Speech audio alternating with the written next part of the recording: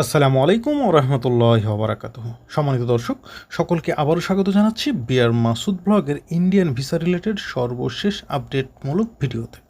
তো বন্ধুরা, আজকে যে বিষয়টা আপনাদেরকে জানাবো সেটা হচ্ছে ভারতের ভিসা অ্যাপয়েন্টমেন্ট নিয়ে নতুন নির্দেশনা। আর এই নতুন নির্দেশনাটা এসেছে 15ই জুন সোমবার, অর্থাৎ ভিডিওটা যখন প্রকাশিত হচ্ছে ঠিক তার আগের দিন।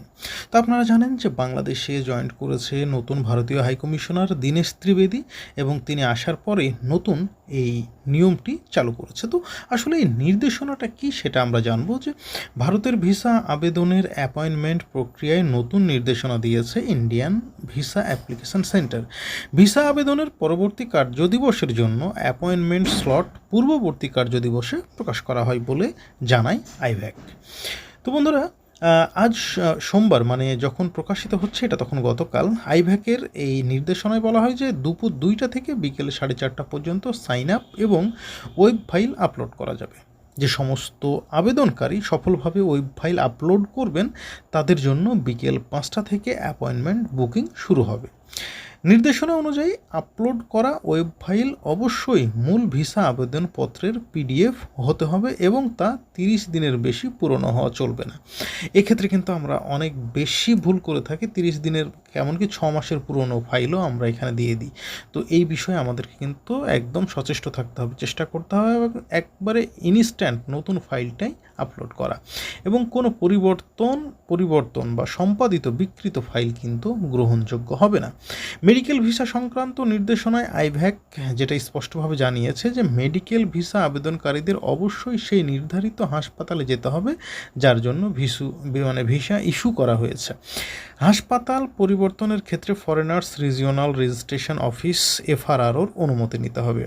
এফআরআরওর অনুমতি ছাড়া হাসপাতাল পরিবর্তন ভিসা বিধি লঙ্ঘন হিসাবে গণ্য হবে এবং ভবিষ্যতে ভারত ভ্রমণে নিষেধাজ্ঞা আরোপ হতে পারে। এটা কিন্তু হচ্ছে একদম বাস্তব সত্য কথা। বাট এইটা নিয়ে কিন্তু আমরা অনেকেই জানি, আবার অনেকেই জানি না, অনেকেই মানি, আবার অনেকেই মানি না।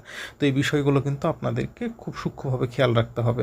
অর্থাৎ এই বিষয়ে কিন্তু এর আগে এইভাবে কোনো প্রজ্ঞাপন দেওয়া হয়নি যে হসপিটাল চেঞ্জ করলে আপনাকে এরকমভাবে পানিশমেন্ট করা হবে। তবে অ্যাপ্লাইড সিল পড়ার ঘটনা কিন্তু অ্যাভেলেবল। সো এফআরআরওর অনুমোদন ছাড়া আপনি হাসপাতাল পরিবর্তন করতে পারবেন না, এবং যদি হাসপাতাল পরিবর্তন করতেই হয়, আপনি যদি মনে করেন এক হাসপাতালের নামে গেছেন আর আরেক হাসপাতালে ট্রিটমেন্ট করবেন, তাহলে কিভাবে করবেন সে বিষয়টা কিন্তু আমি স্পষ্টভাবে আমার আগের ভিডিওতে জানিয়ে দিয়েছি। আপনারা চাইলে দেখে নিতে পারেন, সেখানে স্পষ্টভাবে আমি সুন্দর করে একটা দিক নির্দেশনা দিয়ে দিয়েছি। তবে একটা কথা মনে রাখবেন, ইমিগ্রেশনে যত কম কথা বলবেন ততই আপনার জন্য উত্তম হবে। আর ইমিগ্রেশনে বেশি কথা বলা মানেই আপনার সেখানে ধরা খাওয়ার সম্ভাবনা বেশি থাকে। দেখা যাচ্ছে যে আসলে আপনার ভেতরে কোনো প্রবলেম নেই, কিন্তু শুধুমাত্র বেশি কথা বলেছেন, এই কারণে কিন্তু ইমিগ্রেশন কর্মকর্তা আপনাকে আরও বেশি ঘাটাবে। তো বন্ধুরা, এবার বলবো সর্বশেষ ভিসার আপডেট। সত্যি কথা বলতে স্লটের পরিমাণ প্রতিদিনই কমতেছে। ইভেন আজকেও কিন্তু মানে আমরা যেটা আশা করেছিলাম তার থেকে অর্ধেকেরও কম আমরা স্লট পেয়েছি। সো স্লটের পরিমাণ কিন্তু খুবই কম। ইন্ডিয়ান ভিসা একেবারেই খুব কম হচ্ছে। আবার ভারত যেভাবে বাংলাদেশিদেরকে স্লট কম দিচ্ছে, ঠিক সেম একই আচরণ কিন্তু ভারতীয়দের সাথেও হচ্ছে।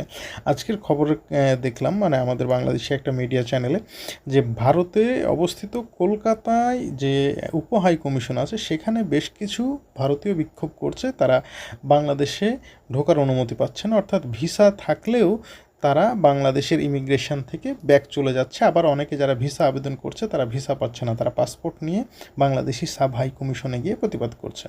আসলে এটা সত্যি খারাপ। বাংলাদেশের মানুষও ভারতে যেতে পারছে না, ভারতের মানুষও বাংলাদেশে আসতে পারতেছে না। আমরা চাই দুই দেশের মধ্যে একটা সুস্থ ও স্বাভাবিক সম্পর্কের সৃষ্টি হোক, যাতে এ ধরনের ভুল বোঝাবুঝি আর না হয়।